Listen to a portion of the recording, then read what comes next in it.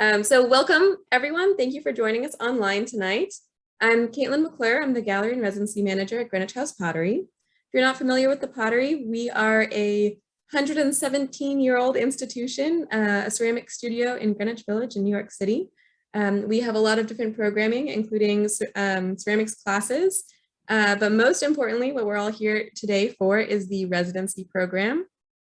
Cathy Lu was an artist in residence with us this summer, a fellow in residence with us this summer. And I'm going to do a quick bio for her and then jump right into the artist talk. I'm going to cover a few just ground rules for Zoom before we get going, which is everyone should stay on mute during Cathy's talk. If you have a burning question, you can put it in the chat box and I'll make sure that it gets read out at the end. But after Cathy does her talk, we'll have a few minutes at the end where everyone can unmute and ask your own questions. At that point, if you're shy and want me to ask your question for you, you can also put it in the box and I'll read it out loud to everyone. But without any further ado, Cathy Lu is a California-based artist who explores experiences of immigration and cultural hybridity from an Asian American point of view. Lu creates sculptures and installations that often draw from traditional Chinese imagery and objects to problematize what it means to be both Asian and American without being fully accepted by either culture. She currently teaches at California College of the Arts. Cathy, please take it away. Awesome, thank you, Caitlin. Hi, everyone.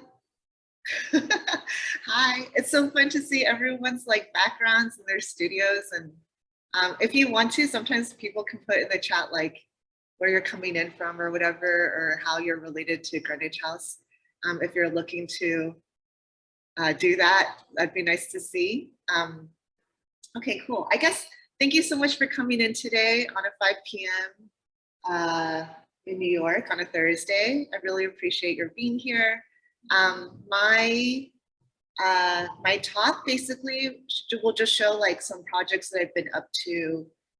One from 2016, a show or an exhibition that I've had from this year, and then also what I've been working on while I've been here at Greenwich. Okay, cool. All right, so I'm gonna go ahead and share my screen. Oh, Berkeley, California. Oh yeah, San Diego. Oh wow, from all over. This is very exciting. Okay, cool. All right, so I'm gonna go ahead and share my screen.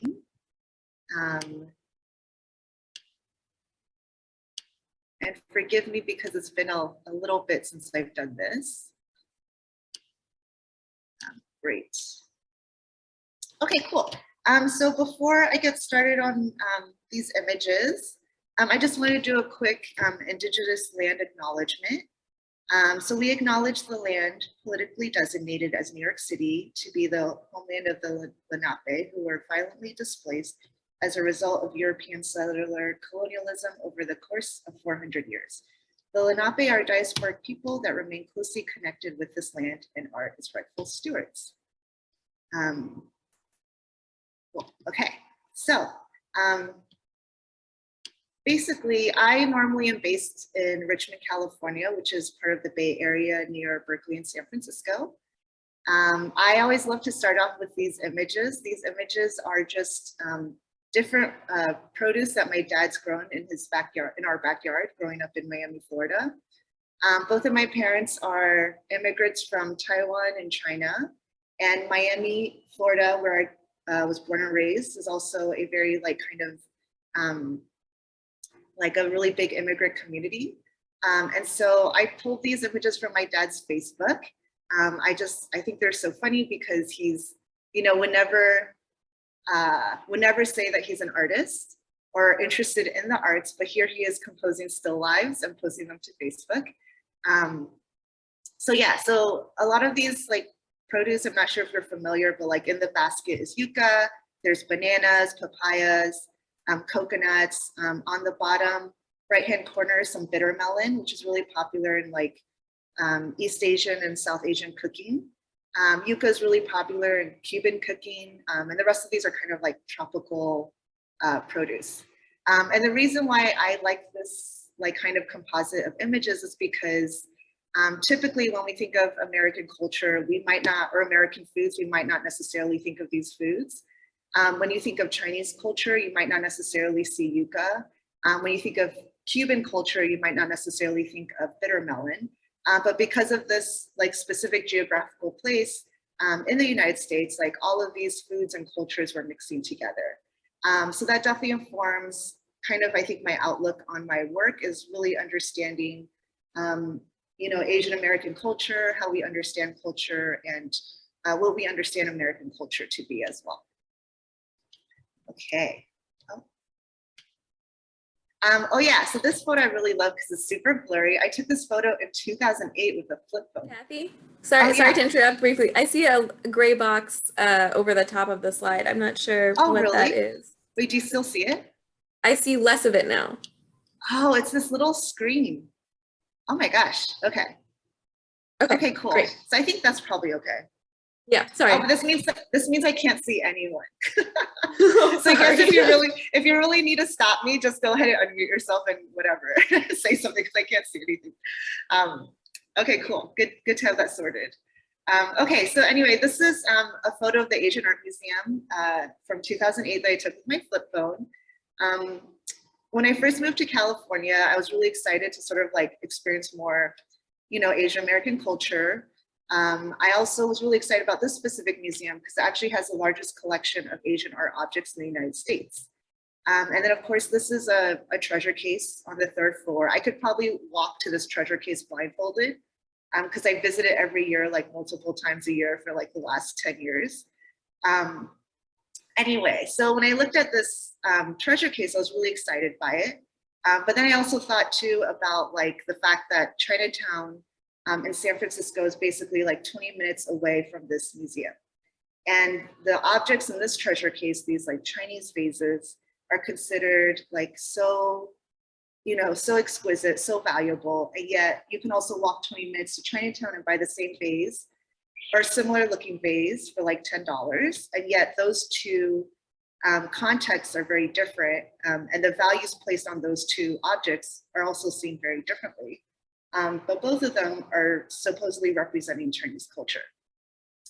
And then the more I thought about it too, like this museum itself, this collection was started by Avery Brundage, who was, a well-known racist, a Nazi sympathizer, etc.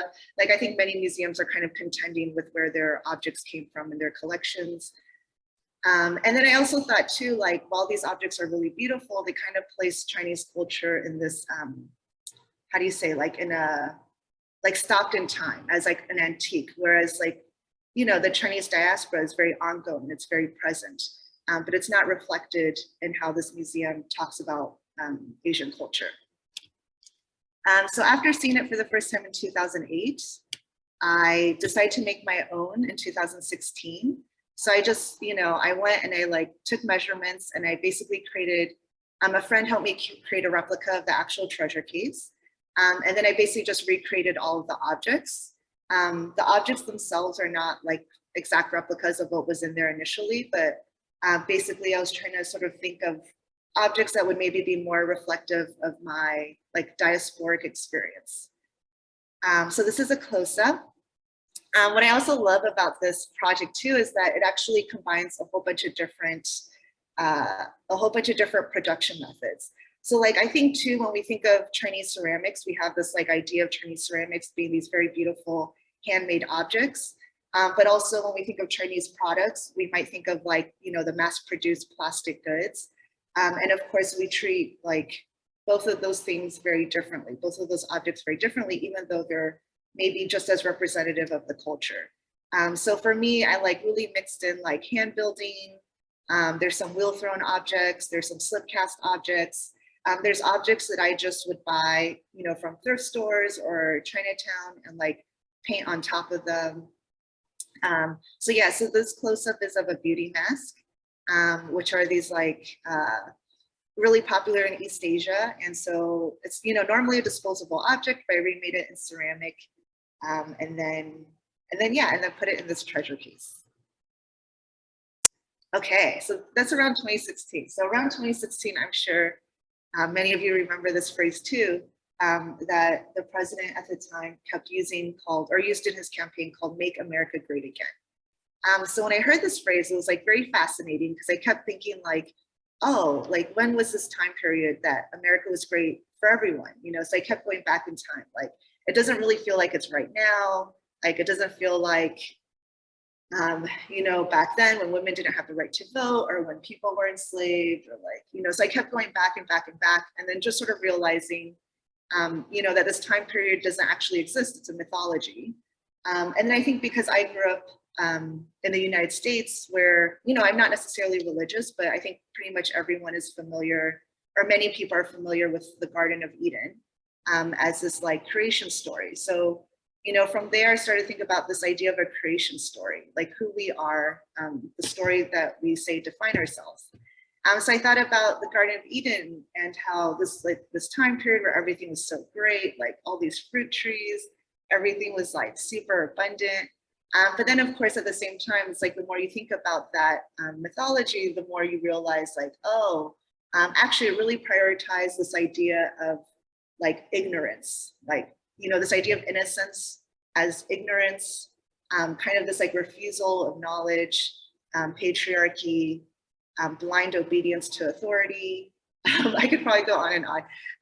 So yeah, so I just started to think about that. And then I also thought about the another creation story, or not a creation story, but I guess like a garden utopian myth in Chinese culture called the Immortal Peach Garden. And it's this peach garden where all the immortals lived and, you know, they would eat these peaches and then live forever. And there's lots of stories about that one. And one of the main things that was similar between those two stories was just this idea of borders. So there's this idea of that like, there's inside the garden and there's outside.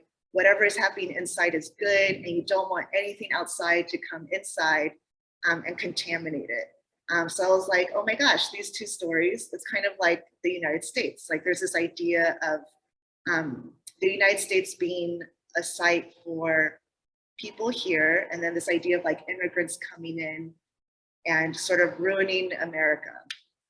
So yeah, so that sort of led me to want to create or use those ideas to create like my own version of like a creation garden utopia. So yeah, so basically in 2022, I worked with the Chinese Culture Center in San Francisco to open the show that I call Interior Garden. It's so weird to just monologue at a computer screen.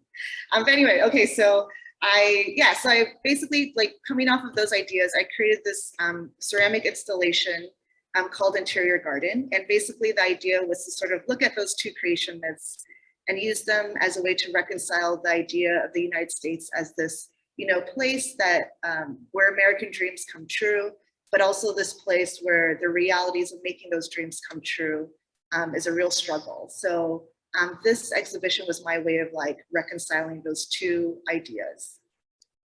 And then in addition to having it be like ceramic sculptures and installations, I also wanted it to be a way for like other emerging or under-recognized Asian American artists to have like a space to present their own work. So these are kind of just like the different people and like kind of events that we've been putting on through that exhibition. The exhibition's actually still on. It's on through December 17th. So if people are going through San Francisco, you can hit me up. I'd be happy to give you a tour. But yeah, anyway, so Melissa Lewis Wong, who performs as Deuce Lee, which is their like queer embodiment of Bruce Lee. They're going to do a dance response to some of the works. Connie Jung, who's also a Bay Area artist, is going to do a workshop. We've had poetry readings in the garden. We're also actually collecting kitchen scraps, like, you know, scallion ends or like carrot tops and regrowing in the garden. And there's this like regeneration garden scene that a local artist, Tracy Wren, created to go along with that. And then we're also just working with like youth centers in SF to do like clay workshops as well. So yeah, so basically for this garden installation, I kind of just followed different common tropes in classical Chinese gardens. So one of them is like, if you've ever seen a Chinese garden or a classical one, you'll notice that there's these like really cool rocks, there's like these cool water features. And then there's this idea called borrowed visions, which is that, you know, wherever your garden is, whatever's happening in the background becomes part of your garden. So if your garden is in a certain place, but then there's all these like beautiful mountains in the backdrop, like that becomes part of your garden. So yeah, so I kind of use that as a framework for each installation. So the first one being rocks. So yeah, so I'm going to kind of talk about like the different, I guess, sources for each of the installations. So this one, there's a few pictures on here. The one on the left is a Chinese Baptist church in Chinatown, San Francisco. And you'll see how there's all these like weird, burnt, like funky looking bricks sticking out. So basically, like around the time of making this project, I had learned that after the 1906 earthquake in San Francisco, Chinatown basically was like decimated. Like all the brick buildings were broken, everything was burnt down. And so because of that, the city, the local government was actually going to use that as a way to displace all of the Chinese residents. So when the residents heard about that, they actually came back and just started digging through the rubble and rebuilding themselves with these broken bricks. So, you know, bricks being a ceramic object, it's like I'm a little bit obsessed with them too. And then I also, around that same time, was an artist in resident at Recology, which is San Francisco's dump. Basically, it's like where everyone dumps their stuff. It's the public dump. And so when I was, you could kind of see a picture on top, and that's like just one part of it. And then the other part is, you know, we would collect materials from the dump and then use that for making art. And while I was there, because there's so much reconstruction happening, like always, and like in many cities, I was collecting a lot of bricks. And then I also went to Indigenous in 2019. So Indigenous is like where porcelain was first discovered. It's where like Ai Weiwei gets all his stuff made. So these are some kaolin rocks that I took pictures of. And so you could kind of see them as they're like big rocks and then getting crushed down into smaller rocks. These smaller rocks you can see on the left are then like crushed down into a fine powder. That powder is then mixed with water. The water is like drained out, and then you have porcelain clay. So another part of being a Jingdezhen is that there's just like so many artisans, like so many talented artisans. So I met Mr. Gao, who is a flower and insect sculptor. So he basically for the last 40 years has been just sculpting flowers and insects. So I worked with him, you know, because a lot of, because of my experience growing up in an immigrant community, like I had noticed too, like the way media talks about immigrants can sometimes use like very like dehumanizing language, like, oh, they're pests, they're invading, you know, etc. So I thought like, oh, it'd be funny to make like pests or insects out of this like really fine, beautiful material. So so yeah, I worked with Mr. Gao and he made all of these American cockroaches and ants for me. And the image on the right is actually just sort of like his menu. He's like, this is what I could do, you know. So that led to this piece, which is my version of rocks, and it's called Pile. So it's basically just like a bunch of bricks that I've collected over the years that have been discarded, used and discarded. And then I've also mixed in a bunch of porcelain fruits. And this is a close-up. So yeah, so within this pile, I sort of scattered all of the different bugs sort of scurrying around between the bricks and the fruits. And then the next one is called it's a water feature. So this is my version of a waterfall. And these are just some sketches from when I was working on it and some in progress images. But so this is around 2020. And I feel like the phrase like white tears was like very much being used in the media or like more publicly or more mainstream, I guess. And so I thought about that and I was like, okay, well, I guess if there's white tears, then like the weird racial color categories, like I would be considered yellow. And then what are yellow tears? So I just sort of had this vision of all these different eyes like crying out yellow tears. And then I also started to think like, who are these like who are the East Asian American women that maybe influenced my idea of what it means to be Asian American. And so I also just like kind of made a list of different women and recreated their eyes in ceramic. So some of these eyes are like, you know, Michelle Kwan, who was like this really famous 90s figure skater. And then some of them are artists like, you know, Maya Lin or Ruth Asawa. Some of them are like my grandma, Patty Chang, you know, just other various people. And then my idea was like the waterfalls, you know, I had been thinking like, oh, when you cry, like when you cut onions, you cry. And so I had this idea at first where I was like, oh, I want there to just be like a ton of onions in the gallery and the people can cut them and then start to cry. But then the gallerist was like concerned about like just having like loose onions and like people with knives cutting them. So then I was like, okay. So then I took like, then I sort of cut out the onions and I just sort of kept the onion skins, and I used the onion skins to dye the water yellow so that they could be crying these yellow tears. And then all of these objects, actually, I've just collected over the years. Some of them are like, you know, studio projects that never really went anywhere. Some of them are literally just bowls from my kitchen. Some of them are stuff I collected when I did my residency at the dump. Some of them are just from the local neighborhood of Chinatown. Like I would just, you know, walk down the street and buy some inexpensive vases. And yeah, the vibe was supposed to be like, you know, if the ceiling started to leak suddenly, like you would just grab whatever containers to kind of fill it up. So here is what it sounds like.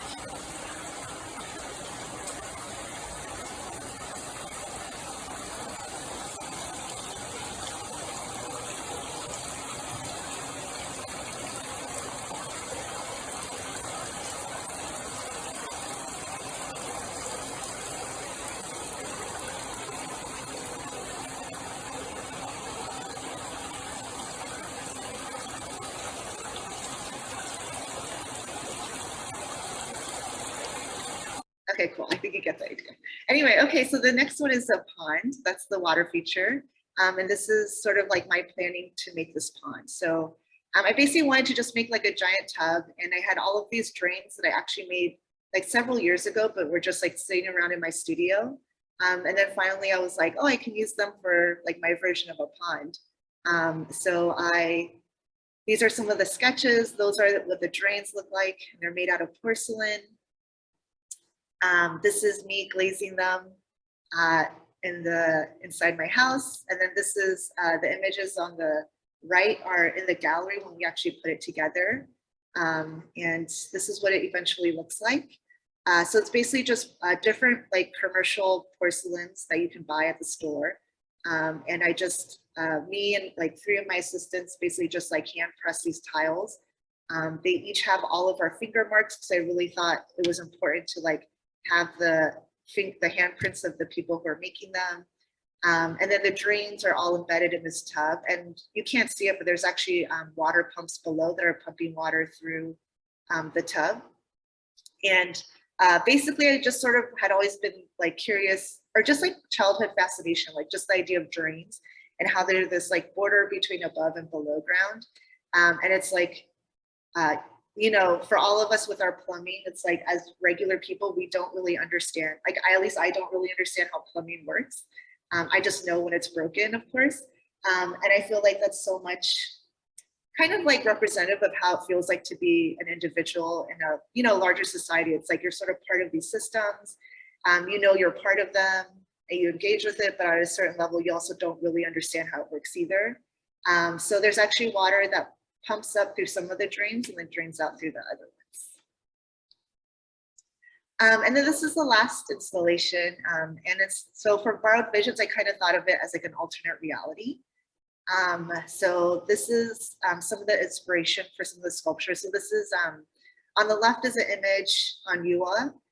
So she's a creation goddess in Chinese culture. And the idea is that she was lonely and she like started sculpting little figures out of the earth.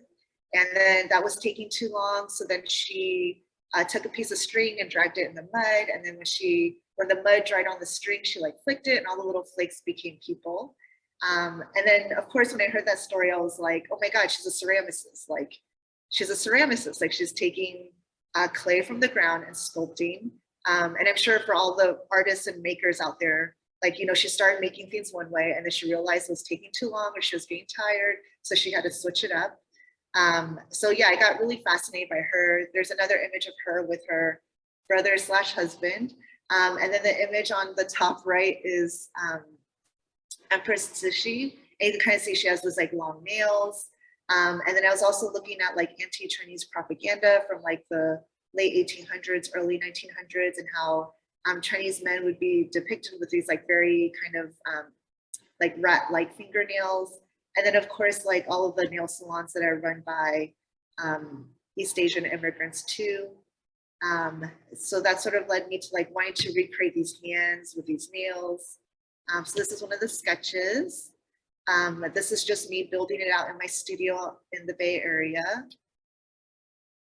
This is sort of the glazing process, and I would basically just hang it up from the ceiling to glaze so that the drips were going in the right direction.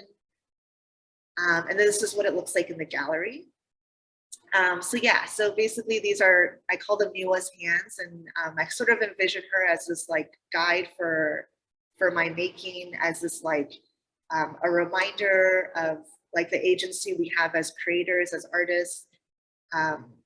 Yeah, and then as part of this installation, I also have these series that I've also been working on.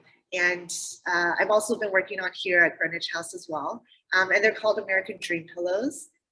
So basically, like there's all these ceramic pillows from the Song and Tang dynasty. And the idea with those pillows was that however they were formed, like the different forms or symbols, like when you rested on them, those forms or symbols would actually influence your dreams, and then your dreams would influence your reality. So then I was like, oh, that's like such an interesting idea to go from like object to like physical to metaphysical, back to the physical, you know? So I thought like, oh, I should create my own like American Dream pillows. And that's Ken Morgan, who's actually an artist in the Bay Area, resting on one of them in the gallery. Oh, okay, cool. All right, the juicy stuff. Okay, so yeah, I got here in July, and I've just been working on some cool stuff. I've been getting to meet lots of cool artists and just really living it up in New York City. I was able to take a really great class, a surface decoration glaze class with Yin Ha Pike. So there she is, like giving us a glaze demo. Yeah, I don't know. These are just some of the images that I borrowed from Kelly Chang, who's also in the class. Who is also a previous resident here. And yeah, I think every class we would just say like, it's a wonder that, basically we would just say like, we would love to steal these demo pieces. They were so cool. But yeah, that was super fun, very educational, and no, we didn't steal any demo pieces, don't worry. And then I also was like really excited too to meet different artists, especially artists from the GHP staff. So I like, of course, there's so many creative makers, and these are just like a few people that invited me over to their studios. So Iselina, who I'm sure like many of you who have been at Greenwich House, like you've seen them around loading kilns. So they're actually a resident at Brooklyn Clay, and I got to see like some of their process, and you could see they build like really large. I also got to go to Megan's studio at Smack Melon and see a lot of the cool stuff they've been working on. And then through Megan, I got to also meet another artist in resident at Smack Melon who makes these like architectural forms. And then, yeah, this is just my own studio right now, where I've just been making more of Miwa's hands. I've also been making banana peels just kind of randomly. I think I was in Yunha's class and just trying to think of like something to test glazes on, like a form. And so I was like, oh, maybe I'll just make these banana peels. And so I started to make the peels, and I was kind of reminded of like the gag joke of like slipping on a banana peel. So I don't know, this is like kind of just like a random thing, but I'm like excited about making all these banana peels and like leaving them on the floor.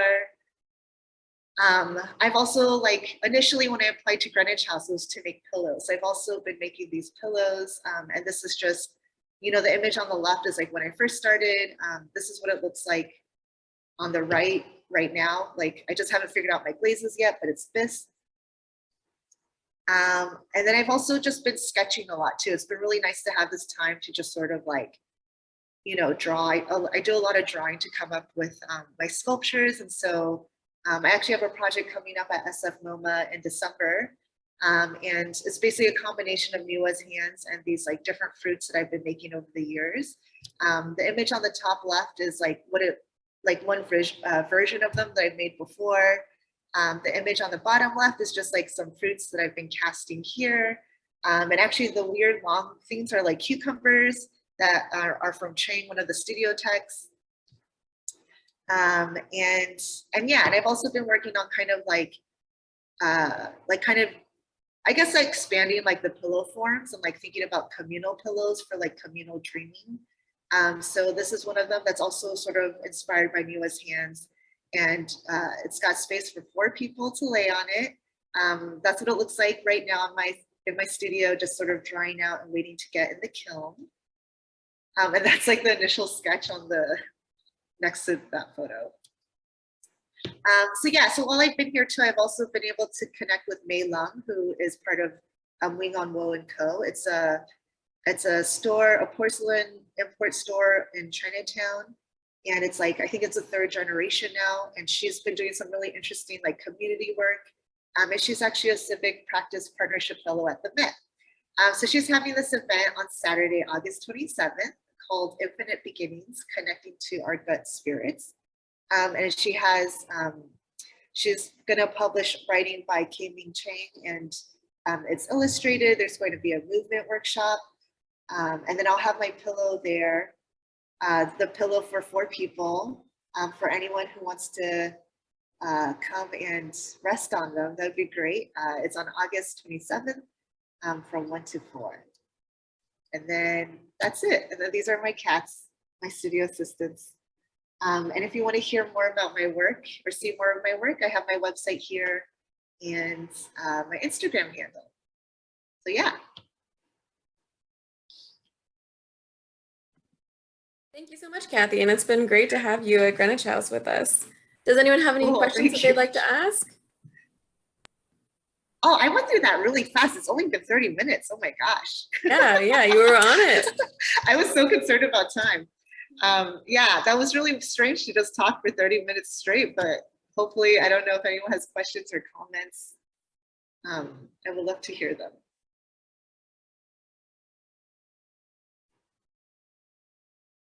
Well, I'll get the ball rolling while everyone else thinks about their questions. Did anything surprise you? You know, kind of being in New York, your plans versus what you actually did. Did anything kind of take you by surprise? Yeah, I mean, I think like part of the reason why I was so excited to come here too is just because, well, I looked at your previous residents at like Greenwich House and I was like, oh, these residents are cool. Like I want to be a cool resident. So that's part of the reason why I applied. My friend and colleague Kari Marbo was here like a couple of years ago, who recently passed away, and she loved it here. That's basically why I applied. So yeah, in terms of surprises, like I think, yeah, I'm not sure. I think like I came in wanting to make pillows, right? So I was like, I'm gonna make pillows. I'm gonna take advantage of those cone 10 gas kilns. And I basically decided like, oh, I'm not gonna take advantage of those cone 10 gas kilns. I'm gonna stick with cone 6 because that's what I like. And then in addition to the pillows, it's been fun to just like, sort of just have the time to allow myself to just make whatever random ideas, like the banana peels. I was like, just kind of this like random idea. And now I'm like really curious about it. I'm like kind of excited to like make more of them. Yeah. Okay, because you brought the banana peels up, how did you get those colors that I saw in your photos? Did you make your own glazes or did you do that from what we have just kind of available at Greenwich House? Yeah, so those banana peels are all just glazed. I, of course, didn't take any notes for those for some reason, but I did take notes for the other things. But yeah, the banana peels are just like the cone 10 glazes that are available at Greenwich House, and I just fired them at cone 6. So it's like the glazes plus like a bunch of the like washes, like black copper, the rutile, just sort of like splattered around on them. Yeah. Cool. Yeah.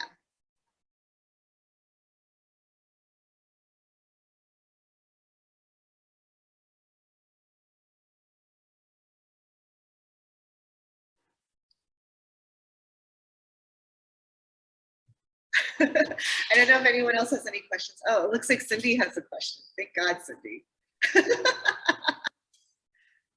Hey, Cathy, yeah, thanks for talking. It's super cool to see you talk through your work. I saw the exhibition at the Chinese Culture Center in SF, but it's super cool to hear you talk through like what's behind each piece. Yeah. Yeah, I have a just curiosity about like I guess you chose ceramics, and I think before I don't know very much about art, I guess. So before I encountered your work, I didn't know that people use ceramics to make like these big sculpture things. Because usually when we think about ceramics, like pottery, we think about people who make like really pretty cups and stuff and sell them, which is like super cool. But I guess it's like, maybe it's like more craft or more practical and commercial. So I just wonder, like, how did you get into using ceramics to make more like fine art sculpture kind of work? And is there a big community of people doing that? Because this intersection of ceramics and sculpture, I never encountered it before. Oh, cool. Yeah, thanks for your question. Yeah, I think kind of one of the interesting things about ceramics, or why it's like kind of kept me busy. You know, I've been working with clay on some level since like high school, basically. And I'm like almost 40 now. So, so it's like kept me busy for a long time. And yeah, that's kind of the interesting about ceramics. It's like we sort of have a vision of it as pottery, but it actually like is so much a part of like how culture has evolved, like from being storage containers to being like architecture, like the bricks in our buildings. There's like all kinds of like cool 3D printing happening now to make like different insulators, like parts for like spaceships. So this also has this like very like industrial application. So there's like pottery, there's fine arts, there's like industry. And yeah, and I think it's so interesting how like people engage with it on all these different levels, you know? And for me, I think, I don't know what it is, but I just like wanted to make art, you know, and it was so hard for me to make anything functional or like functional, like in a traditional sense, I guess. Like I actually think sculptures do function, but maybe just not in a traditional sense. So like, yeah, you know, just like my brain just doesn't work that way, I think, you know, like I think I could think back to like my wheel throwing class in college that I got like a C- in. And that C- was very generous. Like my professor should have just failed me. But like, you know, all of those bowls had S cracks, like the glaze was always peeling off. They were just super messed up. But yeah, so like, I think for me, the reason why I've also stuck with clay for so long too, and in addition to just sort of like its historical presence, is also just, it feels good. Like it just feels good to work with the clay. My MFA is in sculpture, so it's actually not in ceramics.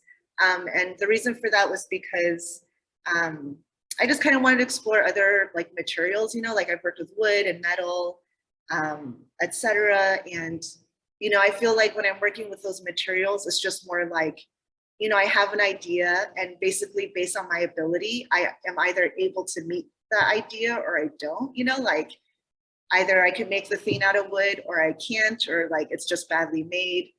But with ceramics, like when I'm working with clay, it feels kind of like a collaborator. It feels like it's collaborating with you. So like I'll have an idea, you know, I mean, it sounds kind of crazy, but it's like I'll have an idea, I'll bring it to the clay, and the clay is like, oh, okay, like we'll do that. Or it's like, no, we're not going to do that, but we can do it this way, you know, like, so for me, I think that's kind of, in terms of like why I choose to make ceramics, like, because actually a lot of people ask me this because they're like, this is difficult, or like different galleries have been like, oh, we would love to show your work, but like, it's heavy as hell, or like, we can't afford the shipping. Like, it's just very, you know, there's a lot of like different things about ceramics that are very difficult.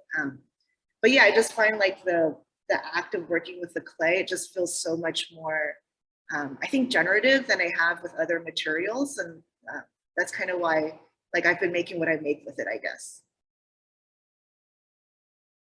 Yeah. Oh, Juliet has a question.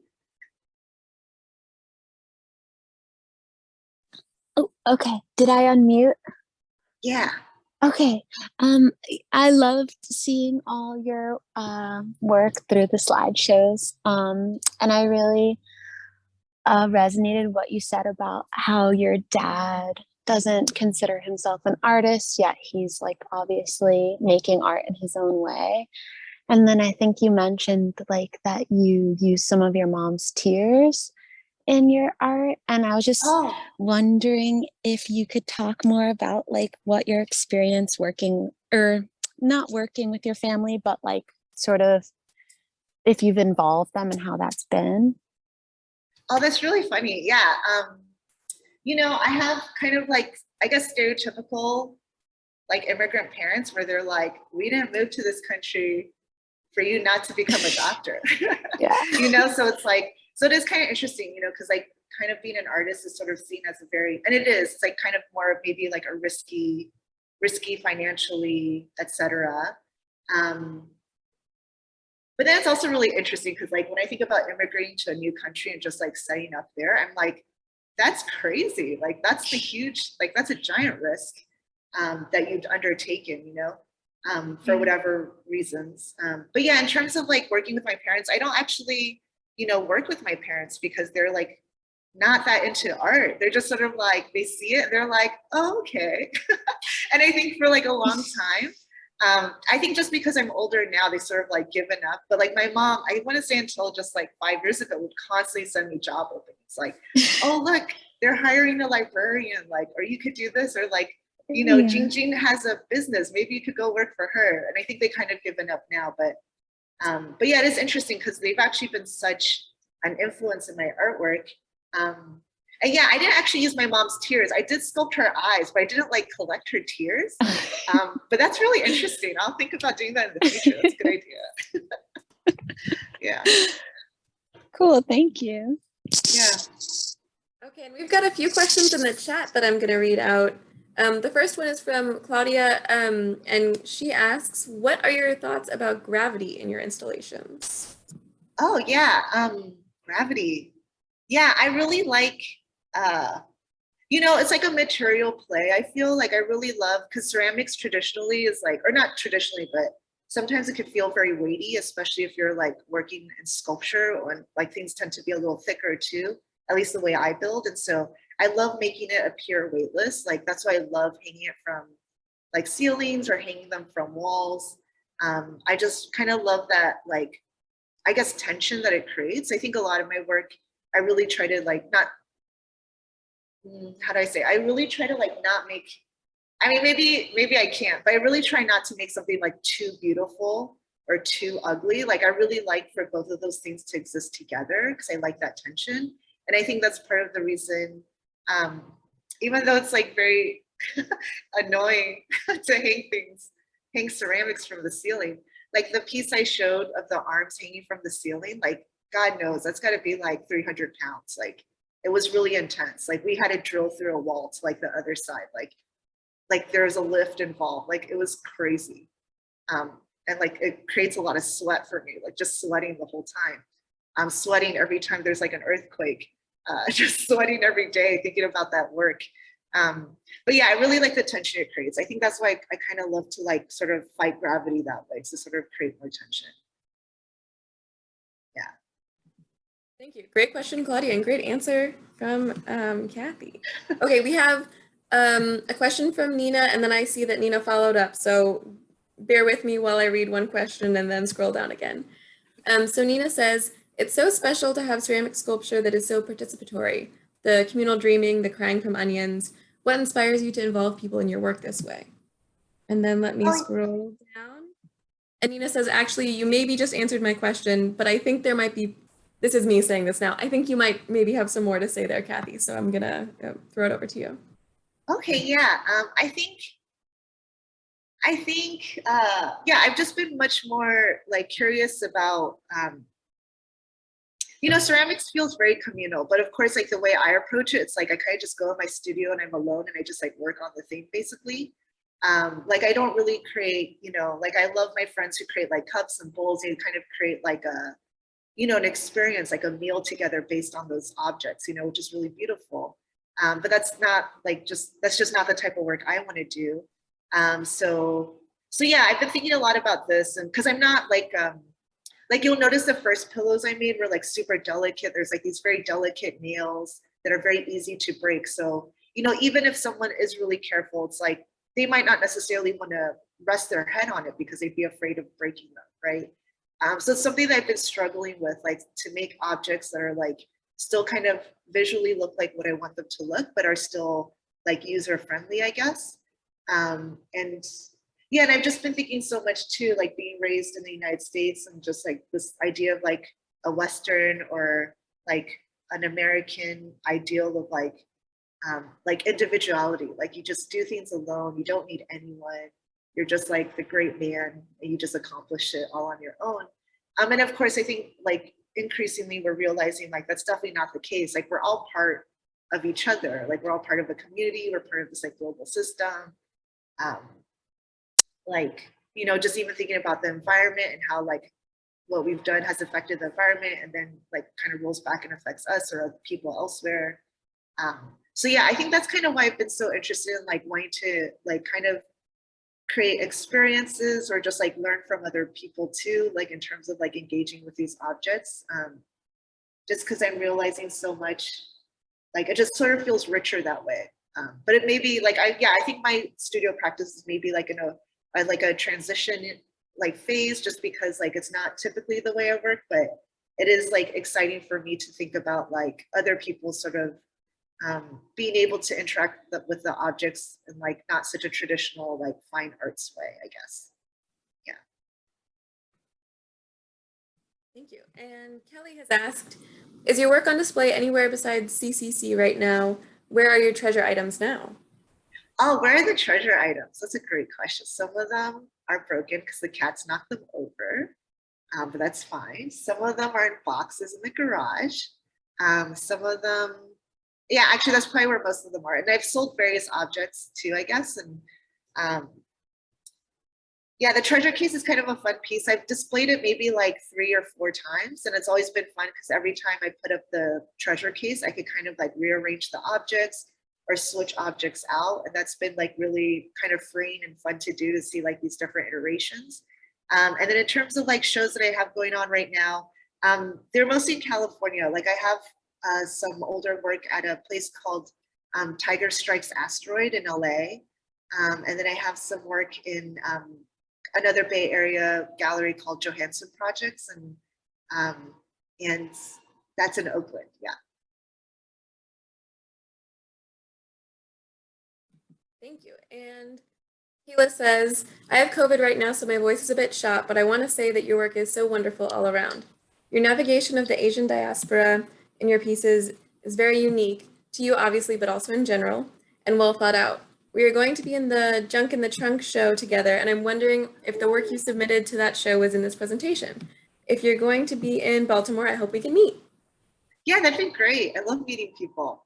I am a little disorganized, so I actually don't know what I'm going to put in that show yet, but I'm excited about it. Yeah, I definitely, like, if I'm in Baltimore, which I'm definitely trying to be for NCECA next year. Wait, is it NCECA? No, NCECA's elsewhere in Cincinnati. Okay, I got confused. But I'm going to try to be there. And yeah, I would love to meet, or like vice versa, if people are in the Bay Area, like feel free to reach out. Yeah. And Cindy says, what did you do at Recology? I'm curious because it seems like it has to involve found objects, which is different from your ceramics work.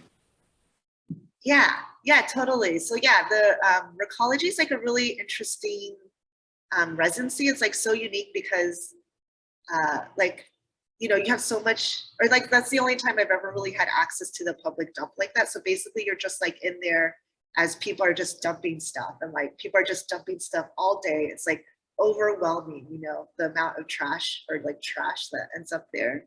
And yeah, that was like, you know, for me, I was just kind of really curious because like, I think, you know, thinking about culture, I think ceramics has such a tie to culture. And so that is something I think about a lot, like what objects represent the cultures that we're part of. And so, you know, I feel like a lot of times we have these ideas of how we want to represent ourselves. Like, you know, I think, like, I don't know, like the example I usually give is like, oh, the Statue of Liberty, like that's how we represent our approach to immigration. But maybe like a better object to represent that might be like a security fence or a traffic cone or a wall, right? Like, and then I also think too, like as people, like maybe I was thinking like, oh, our trash is like probably says so much about us. Like the fact that I'm always eating like, you know, little snacks and all of those little wrappers, and those wrappers accumulate. Like, I don't like to tell people I eat all this like junk food all day, but in actuality, when you look at my trash, you're like, oh my God, there's all these junk food wrappers, right? So yeah, so when I was at Recology, I was just really curious about like,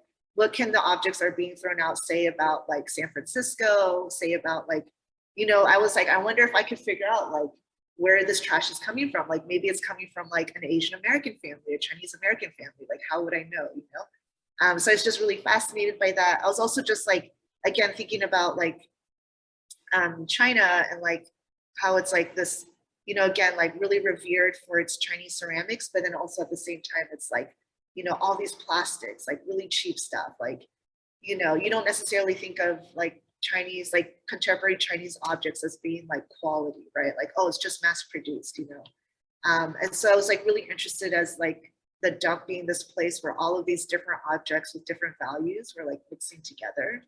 And yeah, and actually when I was there, sorry, this, I'm like a very long explanation, but when I was there, I ended up doing like the most traditional ceramic show I've ever made in my life. Like I was thinking like, okay, I'm a ceramicist, like what am I gonna do? There's like not a bag of clay and a kiln in the dump.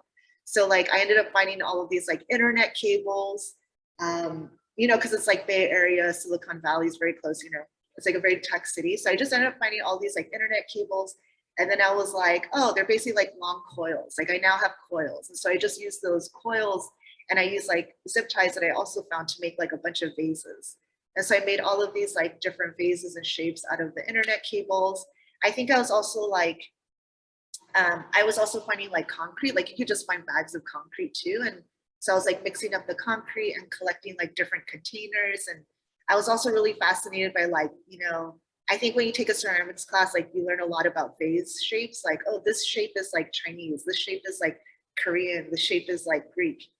But in actuality, I was kind of like, I don't know, they're all kind of similar too in some ways, right? Like if you take off the surface decoration, like this Chinese shape and this Greek shape, I don't know that I could tell the difference, you know? So I was also really fascinated by that. So I was collecting all these different containers and just pouring concrete in them.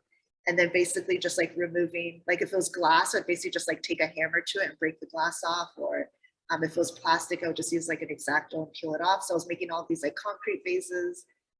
So yeah, it was really weird because it ended up being a very like ceramics focused show without any of the objects being made out of clay by me. Yeah. Yeah, that sounds really interesting. I think that's also similar to the piece that you put in the coil pot show last year with the tubing, right? Yeah, that's with the actually green water from, going through the tubing. Oh, okay, yeah, cool. that's actually from Recology. Yeah, I had found this medical plastic tubing that was like brand new. And so I was like making vases out of them. And then I also found some dead coral in the dump. And then I was like thinking about like those shipwrecks, like, you know, that they excavate. It's like, you know, some ship that was like coming from China on its way to elsewhere. And then like you see all of this like broken pottery, but then there's all these like crazy barnacles of sea life growing on them. I don't know if you people have seen those images, but they are beautiful. Like I love them. So yes, I was like, oh, so like my sculpture that was in that show curated by Angeli was sort of like the inverse of that. Yeah. Great, yeah. And we have a lot more questions to go through, so I'll try and ask them quickly. Kelly asks, do you speak Chinese or Taiwanese? Can you speak more about being between cultures and how that affects your practice? Yeah, yeah. I think it's like kind of the heart of my practice. Yeah, I don't really speak Chinese. I mean, I'm not good at it. I probably have like a first grade, like maybe like a 2 or 3-year-old level of Chinese.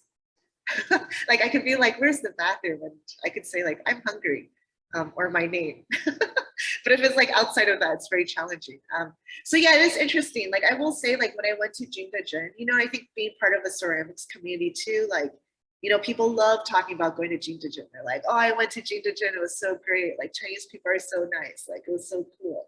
But then I started to realize when I was there, because I was having a different, not that I was having like a totally different experience, but it was always like white men who like would tell me their stories about going to Jingdezhen. Of course, they're having like a very different experience than I was having, being someone who like presents as Chinese, you know? So like when I was there, people were not like so eager to like just sort of help me. I mean, they're nice, people weren't like mean to me per se, but it was like definitely different experience that I would see like that my white colleagues were getting. And then they were just sort of like, but it was also really sweet too in some ways, because like they would see me, they would assume I'm like from there, and then they would like listen to me speak, and then by hearing me speak, they knew I wasn't like a native speaker. So then they were like, where are you from? Like, what's going on? You know, they would be like, oh, you know, I'm American, blah, blah. And then they have this phrase called, shoot, what is it called? I don't know. Do people remember? It's called like overseas Chinese. It's like, does anyone know in the crowd? No? oh shoot, forgot how to say it in Chinese, but basically it's like this idea of overseas Chinese, you know, like, oh, like you're still Chinese, you're just not here right now, but like you're kind of coming home. And they would always sort of present that to me like, oh, you're home now. And it was like just so weird, like just so interesting, thinking about that, the ways, yeah, just sort of like being between cultures, being of both cultures. I think also too, the way we think about culture is like so binary. It's like, this is Chinese, this is like American. And like in actuality, there's so much blending. And I think especially now, like in the movies and whatever, it's like, I'm seeing so much more like acknowledgement of like reality, which is like, oh yeah, there's people who are of multiple cultures. Like, it's just so funny that's never really been presented as like a regular thing. Because I think growing up in the 90s, I was always like, oh, it's so weird. We're so weird here, you know? But it's just like such a regular part of the American experience. Yeah. Okay, and Cindy asks, oh wait, Kelly has an idea of how to say what you were bringing up, but I don't want to butcher it. Kelly, do you want to unmute yourself and say it?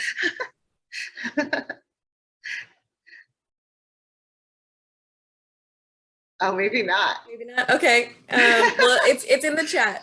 I think the last question of the day is, since we've got 2 minutes left, is going to be from Cindy, who says, where do your pieces end up after your exhibitions? Where would you like them to go if you could put them anywhere?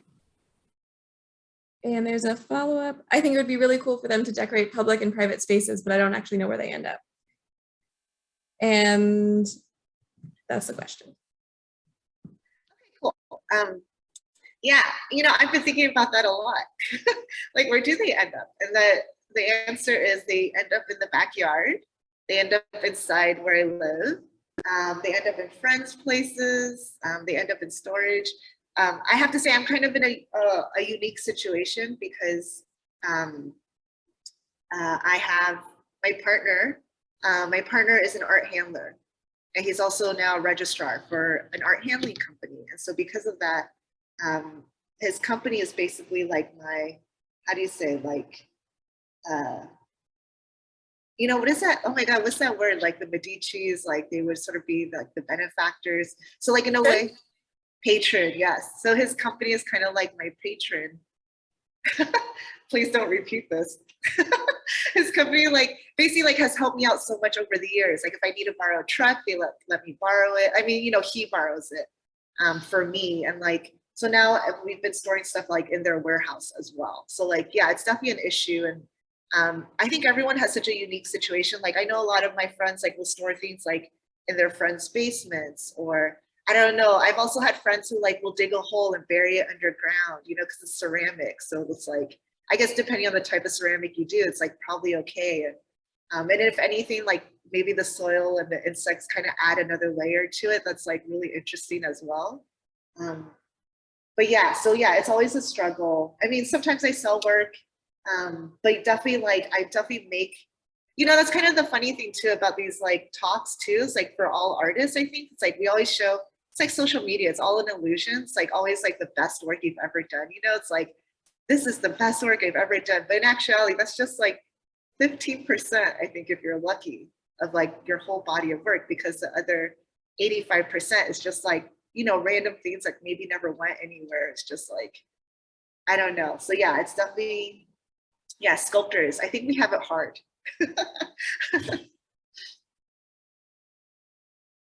Yeah, well, it is now 6:01, so I'm going to say thank you to everyone for joining us this evening. Thank you to Cathy for being a great resident and for this wonderful talk.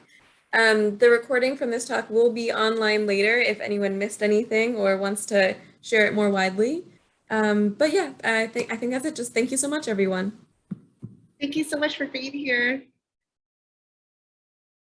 Good night.